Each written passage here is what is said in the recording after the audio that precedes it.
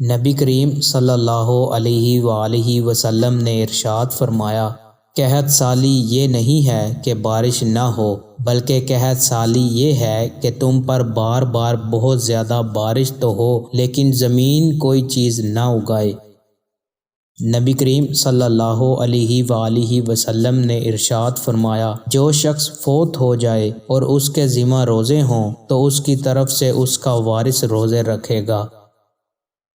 نبی کریم صلی اللہ علیہ وآلہ وسلم نے ارشاد فرمایا، آگاہ رہو، تم سے پہلے یعنی دوسری امتوں کے لوگوں نے اپنے انبیاء اور اولیاء کی قبروں کو سجدہ گاہ بنا لیا تھا، لہٰذا خبردار، تم لوگ قبروں کو سجدہ گاہ نہ بنانا، میں تمہیں اس سے منع کرتا ہوں۔